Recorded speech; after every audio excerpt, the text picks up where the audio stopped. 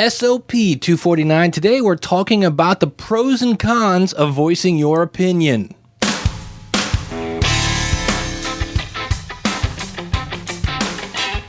It's the School of Podcasting's morning announcements. Here's Dave Jackson.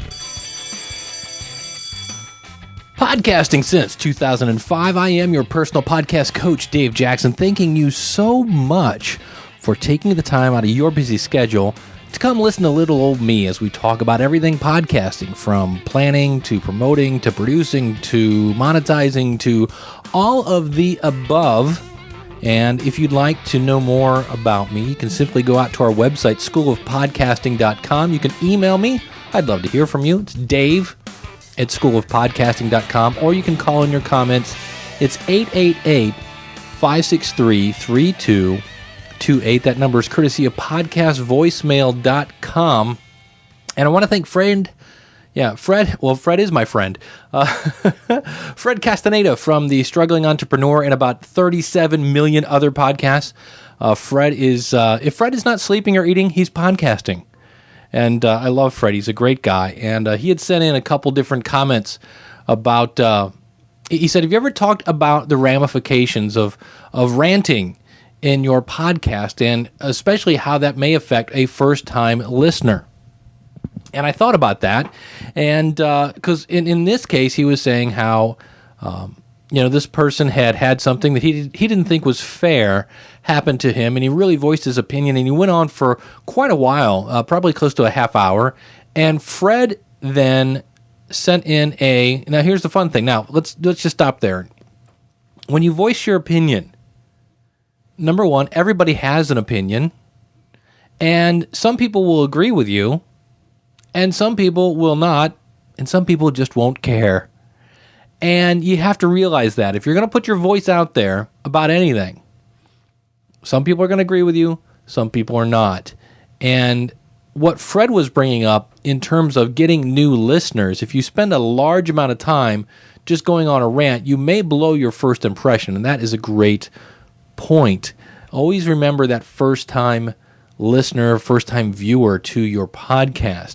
Now, what was interesting is Fred then, you guessed it, voiced an opinion via a voicemail to the podcaster, who played that voicemail on their show and actually was smart enough to go, I never thought of it that way, and kind of stepped back and took a look at how he acted, and which is fine.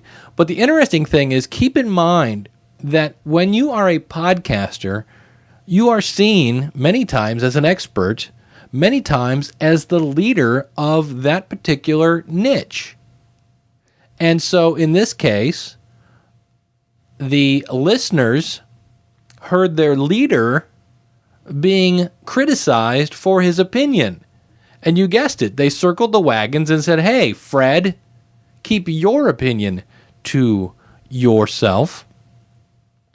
And so the moral of the story, to a certain extent here, is, here's now my opinion, you can't make everyone happy.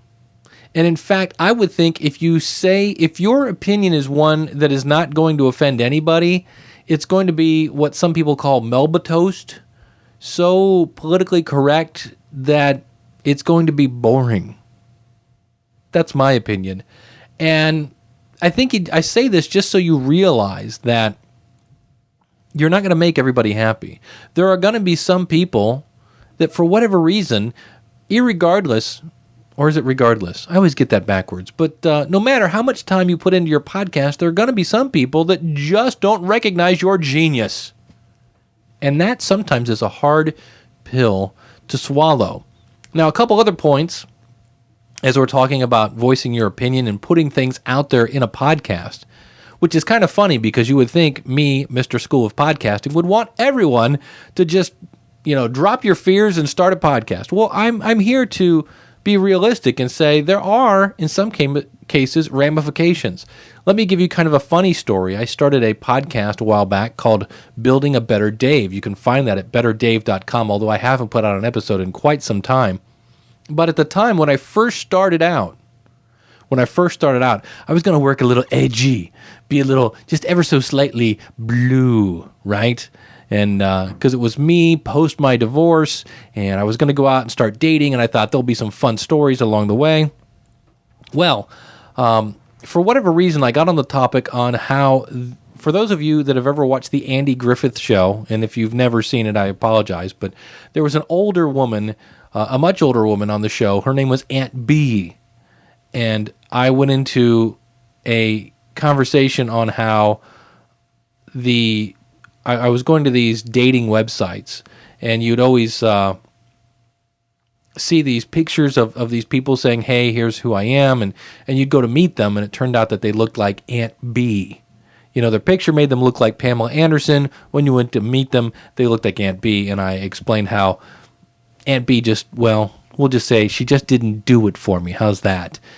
And lo and behold, when I finally found a woman that I eventually married, her children Googled me. And what episode came up? Yeah, that's right. The one about how Aunt B didn't get me excited. Yeah.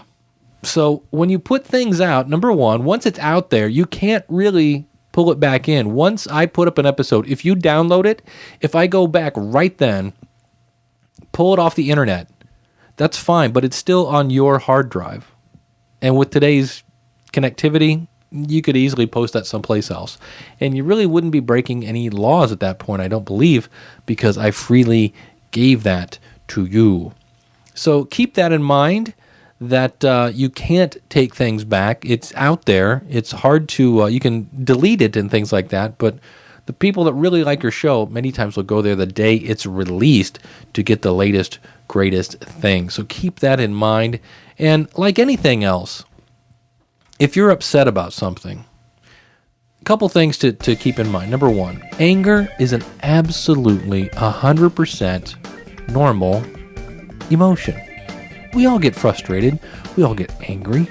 We all get upset from time to time when things just don't go our way. That's normal. What's abnormal is, in some cases, how you react to it. And especially if you're very passionate about something, it's very easy to let your passion get the best of you, and you just go off and you either, in some cases, you're mean and nasty, and you say things to hurt other people because you think you're right, things like that. You can kind of get carried away with your passion. So keep that in mind, and just realize going in that depending on your podcast, not everybody's going to like it.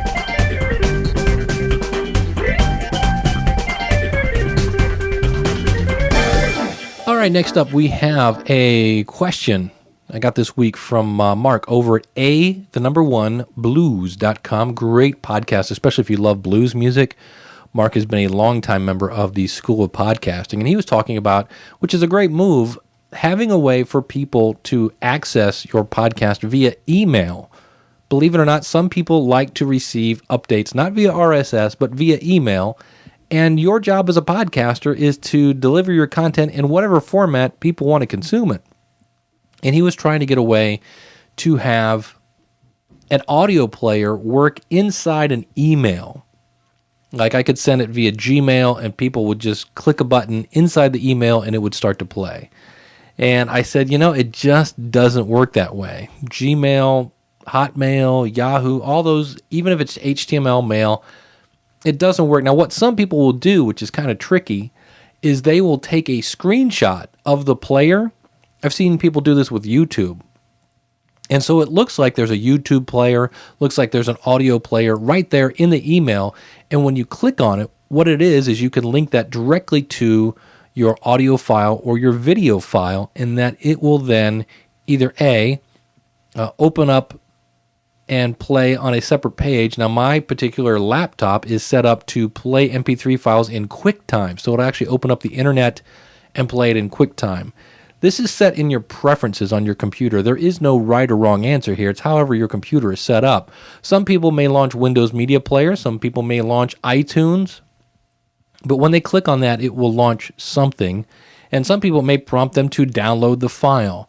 So there is no way to get an actual kind of streaming player inside your email. It's going to go to some other page of some sort. Now, if you really, really wanted it to stream, you could open Notepad or some sort of text editor, not Word, but some sort of notepad, and you would simply copy the location of your audio file. Let's say you have it on Libsyn.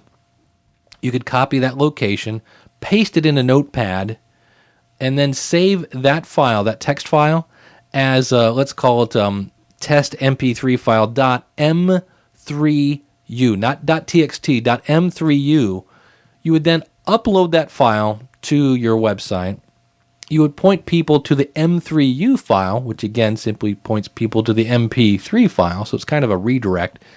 And because it's an M3U file, it will basically stream. It's an extra step. It's it's not really hard to do. You just copy, paste, save as, upload, and point people to it. And that would be a way to send emailers a link that would stream. Now, I will admit, not being a Mac guy, that I don't know how that would work on a Mac, but I know on a Windows machine that will definitely stream. And that is going to do it for, one last thing. If you're listening to this today, tomorrow night, Monday the 7th, I'm holding a conference call. If you have any questions about podcasting, feel free to go out to schoolofpodcasting.com/webinars, and you can sign up. It's a free conference call. We're all going to network and talk to each other about whatever's going on. We're going to get our podcasting questions answered. It's a great networking opportunity. And if you sign up over at schoolofpodcasting.com/webinars, and of course, the members of the School of Podcasting got more than a day's notice, and they're already signed up. So we'd love to have you there. And if you're ready to start a podcast, simply go to schoolofpodcasting.com, click on the join button, all sorts of different variations that you can use there to sign up. If you want to sign up for a week or a month or a day, even a year, go ahead and sign up. Different pricing points are based on how long you sign up. And again, if I would love to hear from you, my phone number, 888-563-3228, or you can email me, dave@schoolofpodcasting.com. And that is going to do it. Until next week, class is dismissed.